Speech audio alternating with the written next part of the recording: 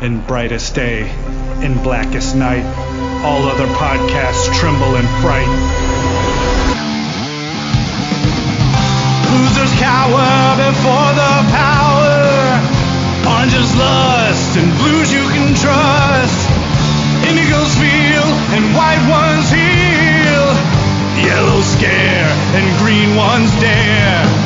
That sapphire love and black hands glove will rock your foundation without hesitation. Chad and Mars face evil's might. Respect their power, for they'll make you see the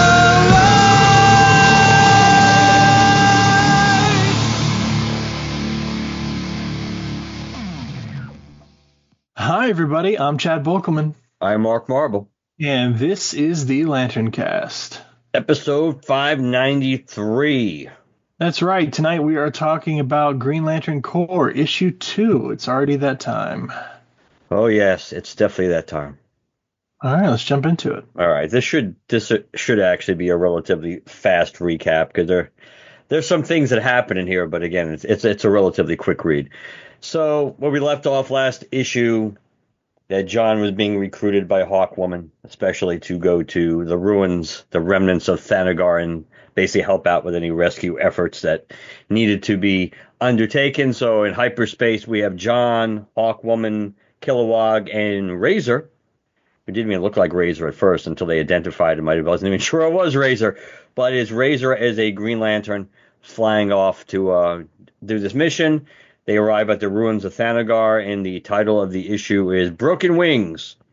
Morgan Hampton and Jeremy Adams writers, Fernando Pasaran pencils, O'Clara Albert inks, Arif Prianto colors, Dave Sharp letters, Fernando Pasaran and O'Clara Albert, and Arif Printo to cover artists, and a whole bunch of variant cover artists.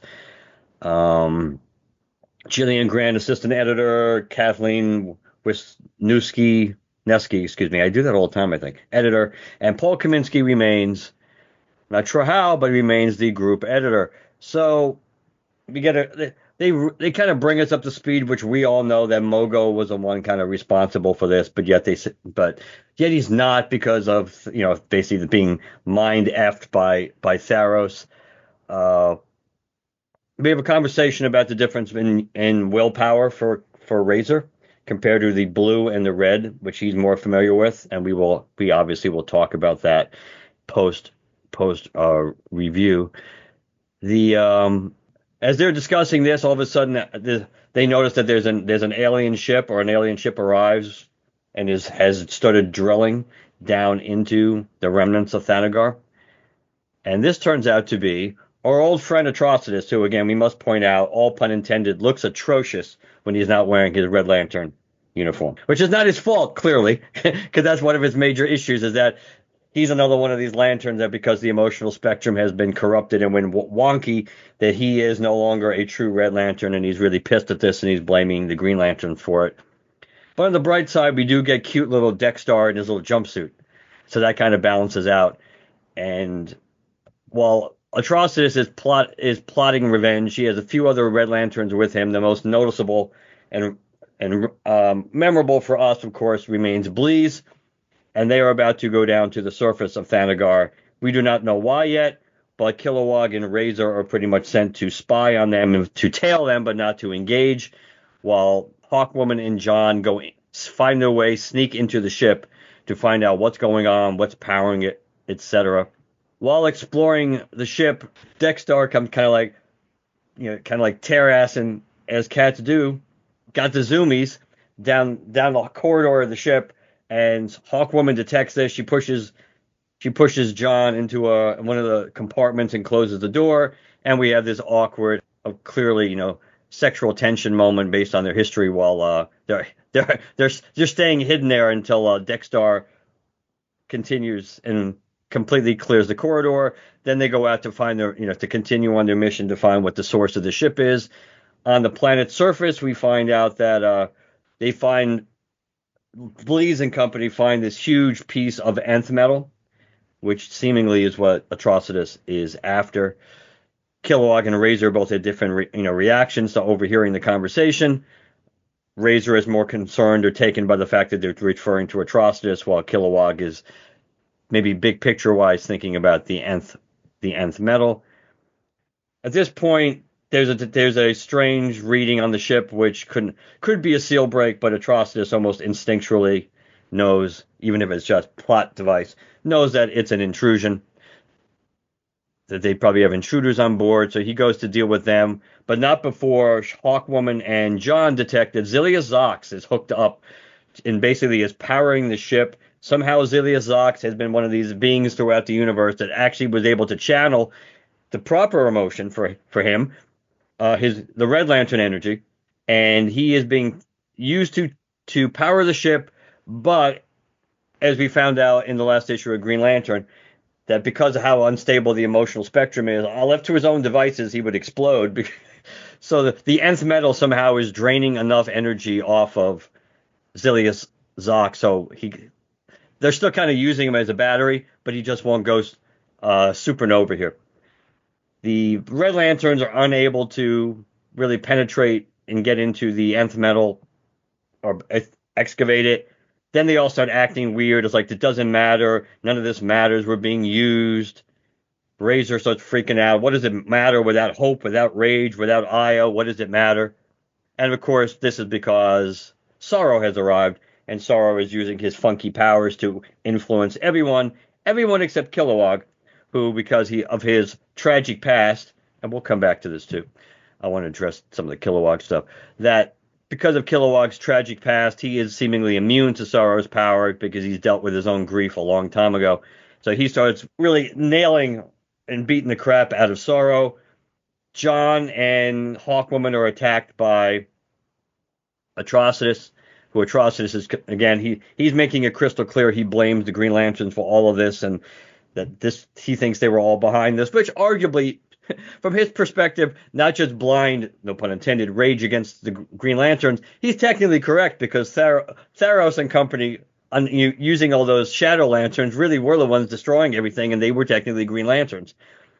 They're able to, because of the outfit that he's wearing, I guess he's able to tap into some of the Red Lantern energy of Zilius Zox, so he's able to create some Red Lantern constructs as he's fighting Hawkwoman and John. Sorrow continues his fight with Kilowog. It's not particularly going too well, and the cave or something that they're fighting in starts collapsing. Sorrow doesn't really understand. Bleeze is basically helping get the Red Lanterns out. Kilowog gets Razor out of there. Everything collapses on Sorrow, and then as John is duking it out along with Hawkwoman, trying to take out Atrocitus, we have Dexter communicating with him, saying that something's going on with the remnants of Thanagar, and basically there's some sort of sphere, and we have this strange sphere, I guess. I'm going to assume this nth metal sphere, now uncovered completely from the remnants of Thanagar, and that is the end of the issue. What lies within next issue? Yeah, where do we want to start? Well, since I already covered how bad Atrocitus looks, let's say this isn't, to me. I find this interesting. Let's deal with Kilowog first. Kilowog being immune to the Sorrow influence, I think, is fairly logical. And the way he's being written here, I think, is fairly logical. I guess my issue goes back to how he was written in the Jeremy Adams book. Which makes you wonder how much. I'd be really curious to know how much of the story is really how much is Jeremy's and Morgan, right? How much is being split in characterization and plot wise here? Because this makes sense for Kilowog to be this way and to have made peace with his sorrow a long time ago, kind of like in the what the hell was the story arc that interrupted Jeremy's book the first time with the nightmares? Night Terrors. Kind of like how it made perfect sense to confront Hal with Parallax, but as Hal pointed out, he kind of made peace with that a long time ago. So it's on the surface, it seems like, hey, that would work, but guess what? You barked up the wrong tree. So it makes sense to Kilowog in a similar position because of all the loss that he's had and his whole race and everything being gone. He would have made peace with that. So that's perfectly fine. But I still go back to how he was handled in the Jeremy book, and how he was so easily mind effed by Tharos and made such a puppet. But yet he still had enough willpower, even as a puppet, to be able to easily beat the ascended being Jon Stewart, but then be easily defeated by Jessica. Which, by the way, it hit me shortly after we recorded the episode we talked about lampshading. Though one of the other examples of lampshading in the Jeremy Adams book is when Jessica was basically talking to us, saying, "There's really no way I could overpower Kilowog's will." Except for this unique circumstance which exists now, because the readers are going to be thinking the same exact thing. There's no way she's going to can overpower Kilowog's will with hers, but yet she's able to do it. So his will was weak enough for her to be able to overcome him, but yet he was able to overcome Jon Stewart's will, even though yes, Jon, even being the element of surprise, factored in. So it's the inconsistency of how Kilowog is being handled that bothers me. Though I think he's being handled well in this book. So. And the Razor stuff is interesting with the willpower, because it does kind of, like you mentioned, like you and I talked off panel, that you and I talked about the fact that it is similar to though I think that's mostly garbage, the Jeff Johns stuff, and going back to Green Lantern Rebirth, about how making an energy construct pretty much is almost like passing a kidney stone every single time. And it's like, well, it shouldn't be that difficult. It should be difficult, but it shouldn't be that difficult.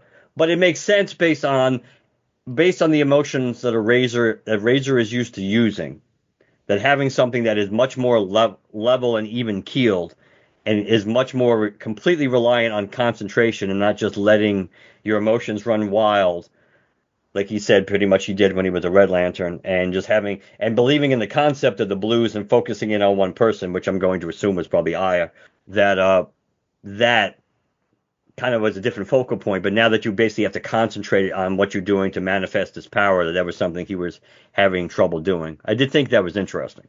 Yeah. I think what's happening with Kilowog is cool. It is just set up for something else. It makes sense that he's immune, given the fact that Bolovaxovic has been destroyed and all his people with it in Sector 674. So we get that. It makes you wonder who else would be immune, because, what level of grief do you have to overcome? What understanding of sorrow do you have to be sort of immune to its effects? Because you think about losing a planet. Would Kal-El be immune to sorrow? Maybe not, because he never really experienced the loss of Krypton. But would Kara? Kara might, she was old enough to understand what was happening on Krypton and know what she lost. So would she be immune to sorrow, or would there be an argument to maybe, based on how Kara has been portrayed in certain years of where she's, speaking of Red Lanterns, in the Red Lanterns book, where her rage was utilized, and how she felt about that whole situation, and her current situation as a result of what happened to Krypton. So showing that she hadn't really fully overcome that loss. So I'd be curious what the parameters, the emotional parameters are for that. But the reason I say Kilowog is just being used is because there's the other side of that. We're very clearly saying that I dealt with my grief a long time ago, therefore I am immune to your sorrow powers. Who else in this book is here who hasn't dealt with their grief? Who hasn't faced sorrow yet? Who we've been alluding to all this time has unfinished business he hasn't dealt with? John? Yeah. We're setting. I'm fairly confident we're setting up between a big emotional showdown between John and Sorrow, and where he's going to have to confront some shit about his mom, about Ellie Rose, about both. I don't know, but there's I think what we see here is just a primer for something to come in terms of John having to face those emotions. Specifically related to his mother and to Ellie, or both. Yeah, I think that makes plenty of sense. I agree. Could not tell you that was Razor at the beginning, especially that first page where they're in hyperspace route to Thanagar, until we get a close up of his face and his design in the next page. in the next pages. So there's that. Just another example of the art succeeding in lots of places but failing in some. Just here and there. Atrocitus and the Red Lanterns being aboard a ship.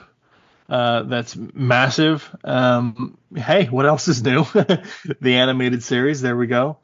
I want to say Zalias Zox because I remember that's how Atrocitus said that in the animated series, Zalias instead of Zilius. So that was interesting. Him having the costume is interesting. The way Atrocitus is able to, it seems like Zalias is part powering the ship, but also powering the crystal or whatever thing that Atrocitus is using to make constructs. Yeah. So, but in terms of how he's able to figure it out, how he's able to get both done with the integration of nth metal too, how he's using it, why he's after the nth metal, that's all very interesting. How Atrocitus knows these things is interesting, concerning. I don't know all at once. He is an ancient being after all, so maybe he just retains some knowledge. Well, I think it goes with our theory that again, working under the belief they're not going to just pull the rug out from underneath us and say, hey, he's not really looking to build a central power battery at all. That we know Sorrow is kind of looking for the nth metal too. Mm-hmm. So Atrocitus is very possible. Atrocitus is well aware that some form or some amount of nth metal is needed to build a central power battery. And who knows, maybe if that turns out to be the case, then maybe that was the subtext of why the Guardians were so willing to send John Stewart off on this mission. Yeah. How he's siphoning Zalias's power into this shard, I don't know. This the closest we see of that thing in his chest is when he's like heading towards him and says, or intruders. I wonder if maybe it's a piece of his battery or something like that. Or maybe he just did blood magic. Maybe blood magic is the answer to all. Just like it always is for the Red Lantern Corps. Then they need more blood. Yeah. It was cool to see Nightlick again. He's a Red Lantern we haven't seen in a while.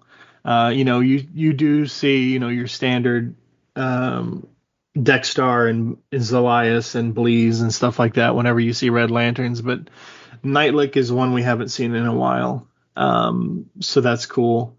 I don't know. Yeah, there's not much here. Yes, there's the stuff between John and Shiera seems to still be going on. Would not be surprised if in the next few months in some other book, maybe not in this book, but some other book, there's some more Hawk revelations about which is Kendra, which is Shiera, which one is supposed to be Carter's or Katar's real lover or whatever. I don't know. Asking anybody to keep up with Hawk history is, as I've said before, again and again, confusing. So, I don't know. Is this nth metal? Is this like the core of the planet? Is that what we're supposed to be getting at here? Or is it just hidden somewhere within the planet?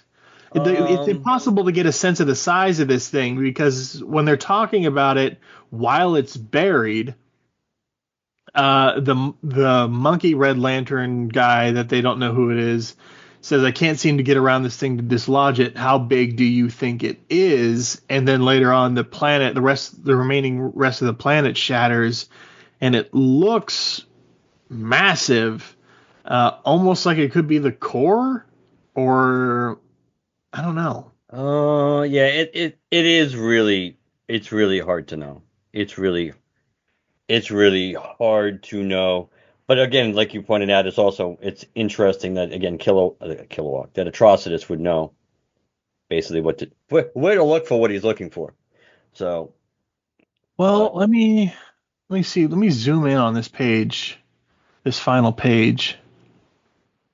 Oh, it's massive. Okay, so in terms of a sense of a scale, upper left-hand corner underneath the bubble that says sphere, that's Atrocitus' ship.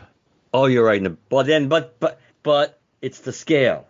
Yeah. That's the spheres in the foreground, Atrocitus is in the background. Yeah. The ship. So we don't necessarily know that once you are correct that it's there to give some kind of scale, but because of the depth, that we're getting a massive close up of the sphere. So I mean, I'm going to assume it's huge, but then again, it can't be bigger than the remnants of the planet. Yeah. So it's also egg shaped, which makes me wonder if there's something inside. Well, it has to be. It says what lies within. Yeah, that's true. But yeah, so probably the outer shell is nth metal, but it's probably safe to say the whole thing is not nth metal. It's just the outer casing. But I don't know. I mean, it was interesting for what it was. I mean, it was more enjoyable, I thought, than the last issue of Green Lantern. But yeah. Do you think? Because I can't put together a coherent theory on it, but we never really learned much about the intentions of Tharos, what he knew and how he knew it. Do you think there's more to having him target Thanagar than we thought if this is at the core or the center is somewhere within Thanagar? Do you think he knew about the nth metal? It's very possible. I mean, I don't know. This is why it's shaky because again, we never really got a whole explanation for what Tharos was originally wanting to do, and then because we know it obviously changed when he started getting drunk with power. But when he thought on the surface he was doing good and he was trying to protect the universe from a bigger threat or what was coming, we really don't know what that was to begin with. I don't know. I would have to guess yes. That was probably part of the reason, and maybe the whole thing was a setup to begin with. But then again, he sent Mogo really there because Hal and company were trying to convince the Thanagarians that hey, this guy's really the bad guy. So I guess they could. Because they acted like idiots for the most part. I guess it was fairly predictable that they would have gone at some point to Thanagar, I guess. But I don't know if that was, and that could have been the excuse to use Mogo to destroy it. I don't know. I would say there's a decent chance he might have known about what was going on in Thanagar. I don't know if that was the only reason why he had Mogo destroy Thanagar. But it's hard to know because there were so many unanswered questions about that arc. So yeah. Last thing I'll say is, why does Bleez need a BDSM mask? I was thinking that too. It's funny you said that because I was planning on saying something along those lines, but she has worn weird masks before, I think. I mean, I know this is definitely more S&M than usual, but it's not entirely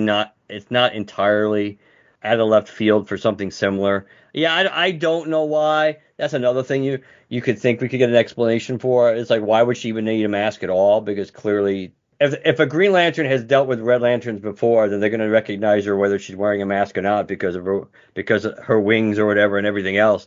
So I don't get that. Maybe we're going to get another reason for that. To me, you just chalk that up to another question that we probably won't be getting an answer to anytime soon. I just hope it's not a sexualization thing. Like and I'm not talking about necessarily the over-sexualization of female characters in comics in general, but specific to Bleez, her origin is so tied into what people did to her because of her, sexuality or whatever, and some very. I won't dive into it because it's a sensitive subject, but some very intense things were done to her in the name of her looks. So for her to be wearing a BDSM type mask is an odd choice, artistically speaking, given her history. And I would hope that if she's wearing this for a reason, it's maybe she's, I don't know, disfigured in some way or something like that. Like that there's some other cause behind it other than someone who's just like, oh, they're all in leather, let's put the hot one in a BDSM mask. Yeah, I don't know. At least we got Dexstar. That's sure. Good kitty. And the one thing you have to say is that the one redeeming quality Atrocitus always has is that he loves his cat. He loves that cat. He's extremely loyal to that cat. And it's like his right-hand man. That's right. He shows more respect to that cat than friggin' Sinestro has ever shown to Arquilla. Yeah. Arquilla, who has been blindly loyal to Sinestro more times than he deserves and gets shafted every single time. But yet, Atrocitus treats this cat with the utmost respect, and the cat treats him with the same kind of respect. So it's a symbiotic relationship for sure. He respects the rage of a creature, right? Because I still remember during Blackest Night, when Mara got the ring, like we thought there was some relationship thing, but he was just like in awe of her rage, the levels of her rage, and it was very cheesy. Wasn't his line something like "What can I say but welcome to the Red Lantern Corps" or something like that? Yeah, something like that. It's been so long. But he admired the root of her rage or the power of it. So I wonder if he sees the same in Dexter. Maybe, but I think he also recognizes the loyalty that at best is questionable of any other, because pretty much every other Red Lantern, I think, other than Dexter, has pretty much screwed him over at some point. Yeah, when Guy took over, yep. Dexter was still at his Atrocitus' side. Yep, he's the only one who did not abandon ship. So I mean, let's be honest, the odds of it happening in the story arc is very remote, considering what we're dealing with, the fractured spectrum garbage. But Atrocitus really does need a win. It's been so long since he's had a win, and like you think we mentioned, the closest thing that he had a win was planting the rage seed in Earth, and that's only because he did a good job in misdirection and making everybody think that was not what his goal was. So, or else on the surface he lost again, but his real goal was just planting that seed without anybody realizing that he planted the seed. So he won, but on the surface he still got his ass kicked. Yeah. Last thing I'll say is the question still remains, and it's not like I expected answered immediately, but why can people intimately familiar with the emotion not generate the emotion themselves? And yet some obviously can. So why is it so? What is going on with the spectrum, or let's say specifically what caused Zox to be not only to be able to channel the red energy, but why is he wearing a Red Lantern uniform? Yeah. True. Unless technically he still had his ring. I guess if he still had his ring, even if it was depowered, and then all of a sudden he turned red, even though I don't, then maybe he would wear maybe the uniform would come back too. That's about the only thing on the surface that might make sense. And I don't think, well, his hands are open facing us, so if he has a ring, it doesn't look like he does. But if he did, we probably 100% would know, because we can't see the top of his hands. We see the bottom of his hands. But I don't see anything that indicates there's a band on any of his stubby little fingers. But yes, that is another mystery, and it is kind of an annoying one. So, which also raises the question, which we assume it would work if Atrocitus could take somebody else's Green Lantern ring. We assume he could channel Will too. Then would he want to? Yeah, that's a good point. But because he's so still ingrained in the whole my enemies are the Guardians for what they did to Sector 666. Would he even, allow the curse of the Guardians to touch his finger, But beggars can't be choosers. That's true. It's literally the only show in town at the moment. All right, well that's all I got. Yeah, that's all I have too. It was entertaining.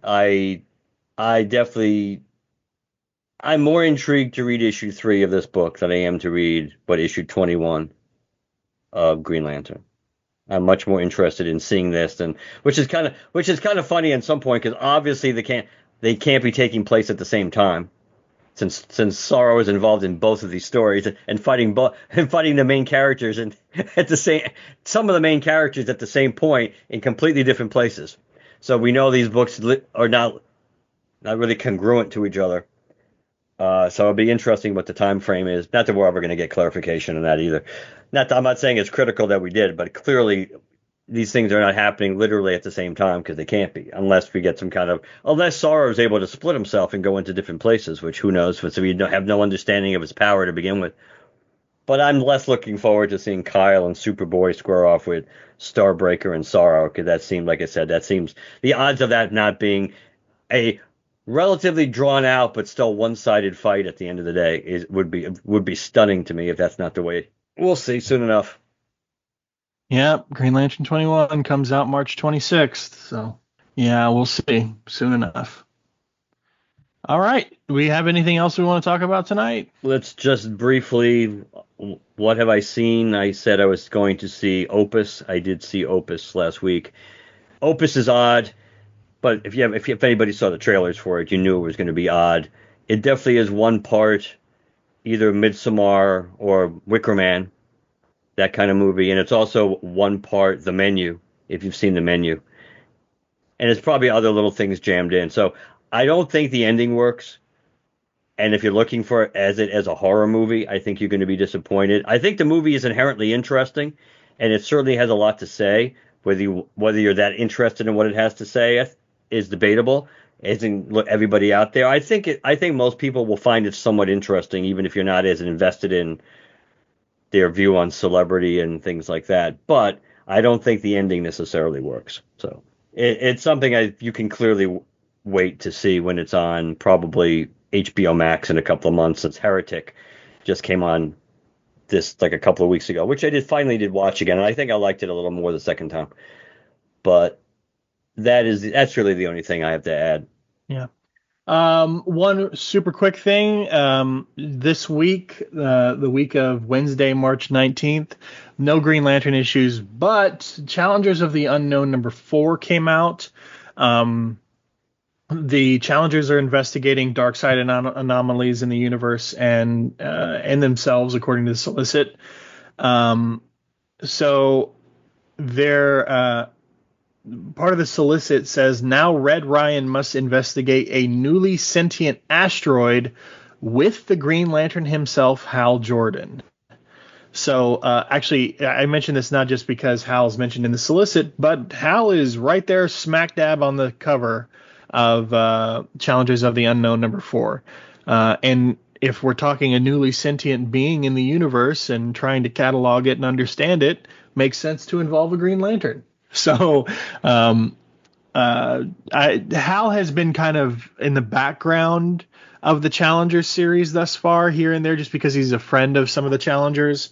So not necessarily a prominent figure. He was definitely in a couple of panels of the first issue of Challengers, and now he's featured on the cover and in the main story of an issue just within the first 4 issues of the series. So if you are following Green Lantern elsewhere, don't neglect Challengers of the Unknown. Good point, Chad. Good point. All right. Well, if people want to reach out to us, what do they do? LanternCast.com is the website. LanternCast@gmail.com. That's the best way to contact us. The easiest way. You can follow us on Blue Sky, Twitter, like us on Facebook, #GLCast to track us down. We're on Apple Podcasts, Spotify, Podbean, whichever platforms you listen to us on. Please leave us a positive review. Last but not least, if you'd like to leave us a text or a voicemail, 708-LANTERN, and let us know what you think. All right. Good night, everybody. Good night.